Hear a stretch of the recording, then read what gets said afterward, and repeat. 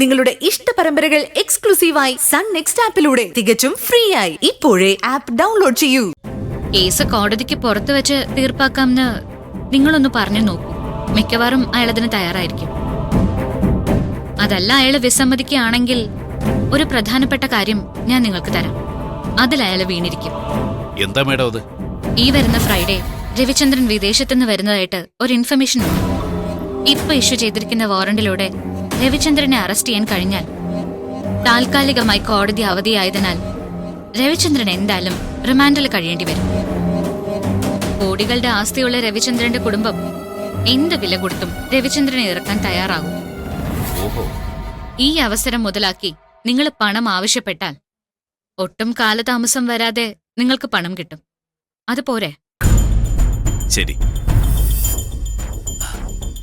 ഞങ്ങള് ഒന്ന് ശ്രമിച്ചു നോക്കാം. കോടതി കയറി ഇറങ്ങി കാലം കളയണ്ടല്ലോ.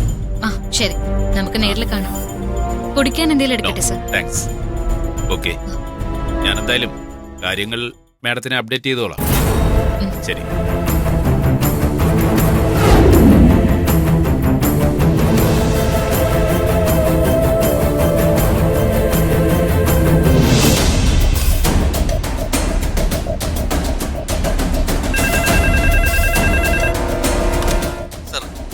കാണാൻ വന്നിട്ടുണ്ട്. വരാൻ പറയും.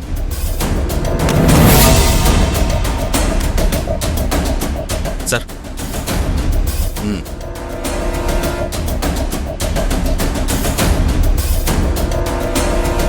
ഇപ്പോ കേസ് എവിടെയാണ് നിൽക്കുന്നത്? ഫയല് സാറിനെ ഏൽപ്പിച്ചിരുന്നു. ഞാൻ നോക്കി, അതെങ്ങും എത്തിയിട്ടില്ല. നിന്നയിടത്ത് തന്നെ നിൽക്കുന്ന ഒരു റിപ്പോർട്ട്, വാലും തലയും ഇല്ലാത്ത ഒരു അന്വേഷണവും, മുഴുവൻ മാനിപ്പുലേറ്റഡ് ആണ്. ഒരു മാനിപ്പുലേഷൻ നടത്തിയിട്ടില്ല സാർ. സത്യസന്ധമായ അന്വേഷണമാണ് നടത്തിയിട്ടുള്ളത്. ആ സത്യസന്ധത ഈ റിപ്പോർട്ടിൽ എവിടെയാണോ കാണാനുള്ളത്? അല്പമെങ്കിലും എഫിഷ്യൻസി ഉണ്ടായിരുന്നെങ്കിൽ ഇങ്ങനൊരു റിപ്പോർട്ട് നിങ്ങൾ തയ്യാറാക്കുമായിരുന്നു. ഇനിയും തെളിവുകൾ പലതും കൂട്ടിയിണക്കാനുണ്ട്. അതിനുള്ള പരിശ്രമത്തിനാണ് സാർ. സംഭവം നടന്ന് ഇത്രയും ആഴ്ചകളായിട്ടും ഇപ്പോഴും പരിശ്രമം നടത്തിക്കൊണ്ടിരിക്കുകയാണ്.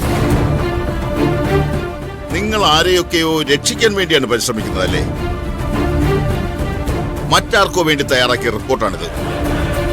പ്രാഥമിക പരിശോധനയിൽ എനിക്ക് അതാണ് മനസ്സിലാക്കാൻ കഴിഞ്ഞത്. സർ, വ്യക്തമായ തെളിവോടെ തന്നെയാണ് പ്രതി നന്ദിതയെ അറസ്റ്റ് ചെയ്ത് റിമാൻഡ് ചെയ്തത്. വ്യക്തമായ തെളിവുകളോട് തന്നെയാണ് പ്രതിക്ക് ഇപ്പോൾ ജാമ്യം കിട്ടിയിരിക്കുന്നത്. ഈ റിപ്പോർട്ടൊന്നും കാണാതെ തന്നെ ഞാൻ സ്വന്തം നിലയ്ക്ക് ചില അന്വേഷണങ്ങളൊക്കെ നടത്തിയിട്ടുണ്ട്. ഈ കേസിന്റെ പശ്ചാത്തലത്തെ പറ്റിയൊക്കെ എനിക്ക് ചില നിഗമനങ്ങൾ ഉണ്ട് എന്ന് മനസ്സിലാക്കിക്കൊണ്ട് വേണം എന്നോട് സംസാരിക്കാൻ.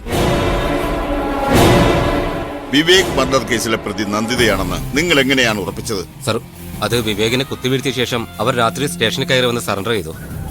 കുത്താൻ ഉപയോഗിച്ച കത്തിയും അവർ കൊണ്ടുവന്നിരുന്നു. അപ്പോ നിങ്ങൾ അവരെ അറസ്റ്റ് ചെയ്തു, അല്ലേ? ഇല്ല സർ, കുത്തേറ്റ് വീണ വിവേക് എഴുന്നേറ്റ് ഓടിക്കളഞ്ഞു എന്നാണ് അവർ അന്ന് തന്ന മൊഴി. അതിലൊരു വിശ്വാസ്യത തോന്നിയില്ല. ഏതോ മനോവിഭ്രാന്തിയിൽ പറയുകയാണെന്ന ധാരണയിൽ പിറ്റേന്ന് തന്നെ അവരെ പറഞ്ഞുവിടുകയും ചെയ്തു. പിന്നെ എപ്പോഴാണ് അവർ അറസ്റ്റ്